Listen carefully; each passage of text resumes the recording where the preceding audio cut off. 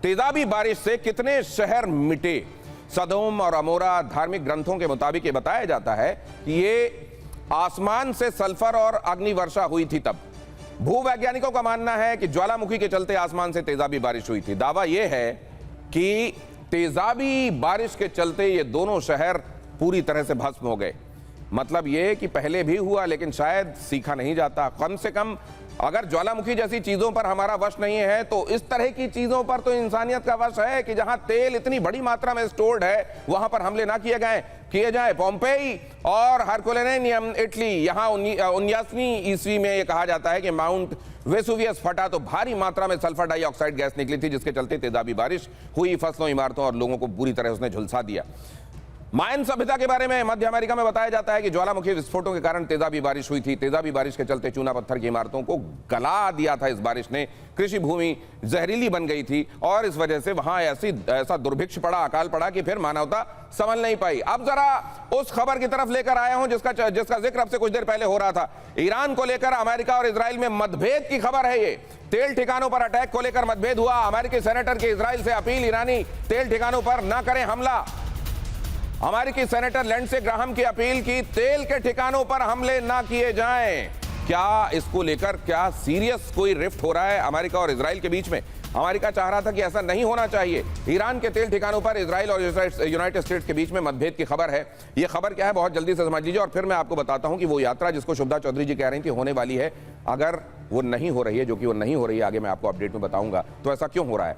अमेरिकी senator Lindsey Graham की Israel से ये अपील है कि ग्राहम ने कहा है कि ईरान के तेल ढांचे को इतना ज्यादा नुकसान ना पहुंचा दिया जाए जैसा अभी दिखाई दे रहा है, वरना जिस समय ये वॉर खत्म होगा ईरान को वापस उसके पैरों पर लाना होगा तो कैसे लाया जाएगा? भविष्य में सत्ता बदली तो देश को दोबारा खड़ा करने के लिए आर्थिक आधार मौजूद रहना चाहिए और ईरान के लिए तो आर्थिक आधार उसका यही तेल भंडार है, गैस भंडार है। यानी अमेरिका चाहता है कि सत्ता बदले लेकिन ईरान की अर्थव्यवस्था पर दबाव ना हो, वरना अमेरिका को अपने पॉकेट से देना पड़ेगा। इसके लिए वो तैयार नहीं है। इजराइल की रणनीति है कि ज्यादा से ज्यादा सैन्य और आर्थिक नुकसान हो। स्टीव विटकॉफ और जेरेड कुशनर की इजराइल की यात्रा इसी वजह से टल गई है।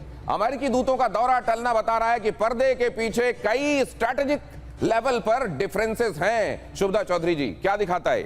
देखिए, जहां तक बात रही कि अर्थव्यवस्था ईरान की नहीं है, ट्रंप का पूरा पॉलिसी ऑयल पॉलिटिक्स था, इसीलिए इजराइल के साथ, नेतन्याहू के साथ उनकी ये थोड़ी सी डिस्ट्रप्शन हो गई है। दूसरी चीज़ ये भी है कि इजराइल के हस्बरा के अंदर आप जितना भी रिवॉल्ट या प्रोटेस्ट हो रहा है, नेतन्याहू के आईडीएफ के खुद के सोल्जर्स कर रहे हैं, उसको नहीं सर्कुलेट किया जा रहा है। तीसरी ये चीज़ है कि लिंडसे ग्राहम खुद ईरानियन फॉरेन मिनिस्टर अगराची जी ने बोला था कि अगर लिंडसे ग्राहम ईरानियन होते तो उनको ट्रीजनस एक्ट पे डाल दिया जाता। ये कल ही उन्होंने बोला है क्योंकि लिंडसे ग्राहम 2 सप्ताह पहले ही इजराइल गए थे और नेतन्याहू से बात की थी किस तरीके से ये अटैक किया जा सकता है।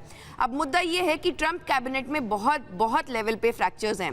पहला फ्रैक्चर है ट्रंप को कंट्रोल कौन कर रहा है, एप्स्टीन फाइल्स या फिर उनके सन इन लॉ जेरेड कुशनर। दूसरा क्वेश्चन है क्या पीट हेग्सेथ और जनरल केन के बीच में फ्रिक्शन हो गया है। तीसरा, जेडी वैंस और तुलसी गबार्ड एक सेक्शन में है, दूसरे सेक्शन में ट्रंप और मार्को रूबियो हैं। तो क्या इसको लेकर कोई सॉलिड इनपुट मिल भी रहा है या ये कहासुनी के लेवल पर ही है, केवल अंदाजे लगाए जा रहे हैं? शुभदा चौधरी जी, ये भी आपसे समझने के लिए मैं आपके पास आऊंगा, लेकिन आशीष आपके पास आ रहा हूं। यह खबर बताने के बाद देखिए, एक तरफ कहा जा रहा है कि इस तरीके की जगहों को निशाना ना बनाया जाए और उसके बावजूद इस तरह की जगहों को एक दो को नहीं कई को निशाना बनाया जा रहा है, वो बताने के लिए आपके पास आऊंगा। लेकिन मिडिल ईस्ट जंग में नेटो की एंट्री की खबर है। तुर्की ने गिराई ईरानी मिसाइल, नेटो के डिफेंस सिस्टम से गिराई मिसाइल, तुर्की की ओर जा रही थी ईरानी मिसाइल। हालांकि ईरान ने यह साफ किया है कि ना तो मैंने तुर्की पर हमला किया है ना मैंने अजरबैजान पर हमला किया है, मैंने ये हमले किए ही नहीं कह रहा है, तुर्की की तरफ से कहा गया है।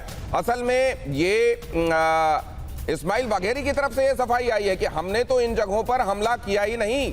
अब अगर ये कहा जा रहा है और दूसरी तरफ ये कहा जाए कि टर्की की तरफ ये मिसाइल जा रही थी जिसको इंटरसेप्ट करके बीच में गिराया गया, तो क्या ये वॉर फॉग है या जानबूझकर कोई कंफ्यूजन क्रिएट किया जा रहा है? आशीष कुमार सिंह,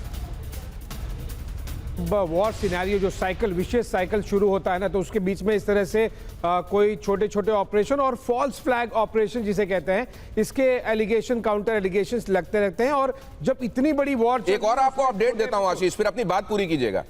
इजराइल में वाईनेट करके एक वहां का सूचना तंत्र है और उसने ये दावा किया है कि यूएई ने एक मिसाइल मार दी है डीसैलिनेशन प्लांट पर ईरान के, और इस तरीके से यूएई भी युद्ध में कूद गया। हालांकि यूएई की खुद की तरफ से इसको डिनाई किया जा रहा है, लेकिन वायनेट ने इसको लेकर दावा किया। आपकी बात पूरी कीजिए।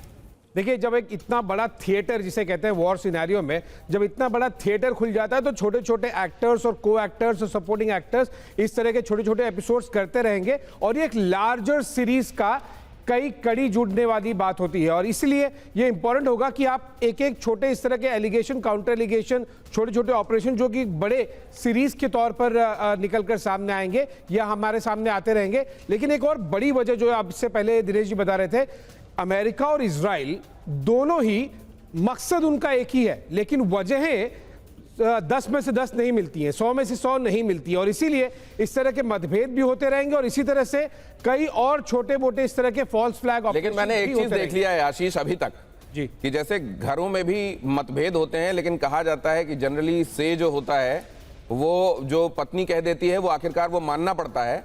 उसी तरीके से यहां पर खैर वो रिश्ते वाला कंपैरिजन नहीं, लेकिन अमेरिका के बेशक बहुत ज्यादा कई चीजों में उसका मतभेद हो, लेकिन आखिरकार इजराइल जो कहता है वो अमेरिका को मानना पड़ता है। आशीष 100% आशीष बिल्कुल ये मानना पड़ेगा भी। जैसे मैंने कहा कि उनके गोल तो सेम ही हैं अल्टीमेटली। अब यही है कि किसी दिन किसी की बात ज्यादा भारी पड़ने वाली है और किसी दिन अगले दिन किसी और की बात ज्यादा। और इसमें तो यह भी कहा जाता है आशीष कि अमेरिका तो शुरुआत में वॉर शुरू करने के ही मूड में नहीं था।